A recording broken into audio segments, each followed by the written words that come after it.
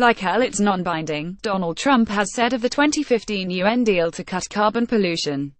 Is he right? When Donald Trump announced he intended to leave the Paris climate deal, he blamed the draconian financial and economic burdens the agreement imposes on our country. In response, dozens of articles noted that the agreement was not legally binding for the US or any other country. To which Trump responded, like hell, it's non-binding. But commentators have pushed back against the president. The Washington Examiner, a staunchly conservative newspaper, noted there are no enforcement mechanisms under the deal through the United Nations. So, which is the case? Is the agreement binding or not? The truth is that some parts of the deal are legally binding and some aren't. The text is littered with modal verbs, should, shall, may, etc. that carry different legal weight. Shall is the big one. It obliges countries to undertake that action. The Paris deal contains 117 shalls. For example, Article 4 of the Paris Agreement reads each party shall prepare, communicate and maintain successive nationally determined contributions that it intends to achieve. Nationally determined contributions is the term the UN climate talks use to refer to pledges countries make to reduce their emissions within a specific time frame. All nations must legally prepare one of these pledges, but the ambition of those pledges is a matter for the country. Note here, developed country parties should continue taking the lead by undertaking economy-wide absolute emission reduction targets. This particular should was the source of much angst in the final hours of the Paris negotiations. Countries that have submitted their nationally determined contributions must update them every 5 years. In their effort to meet these NDCs, countries must be transparent about greenhouse gas emissions and the actions taken to reduce those emissions. This transparency means that countries are required to report their greenhouse gas emissions, with developed countries having to do so on an annual basis. This requirement is more flexible for least developed countries and small island developing states, which may choose to report as they wish.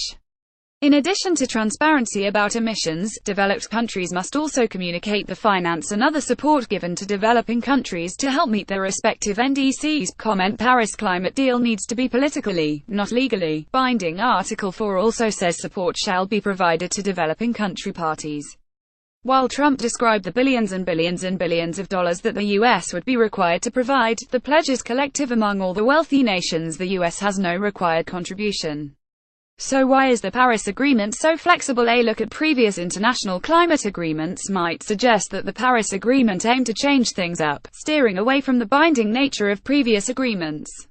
That rigid structure had failed many times before. The US certainly pushed for flexibility, as the Obama administration feared a blockade in the US Senate to anything that was binding. The French hosts also had a negotiation strategy that prioritized flexibility. All but 2 nations, Syria and Nicaragua, signed the Paris Agreement, and currently 172 have gone the final step to ratification. Nicaragua, which didn't sign up because the agreement was not binding enough, has in recent weeks reversed its position in solidarity with Caribbean hurricane victims. So how could the Paris Agreement actually work, since it is mostly non-binding on substance but binding on reporting? The efficacy of the whole deal depends on countries naming and shaming each other to do better. With current estimates of warming that will occur even if countries meet their Paris pledges varying from 2.7 C to 3.5 C, there will need to be a lot of effective shaming. However, it is unusual for countries to call each other out in public venues for fear that they will themselves face such an attack. And, of course, poorer countries may fear criticizing nations on whom they depend for significant financial and military aid. Proponents argue that the Paris system of accountability might work by allowing nations to take greater action voluntarily than they would have if they were forced.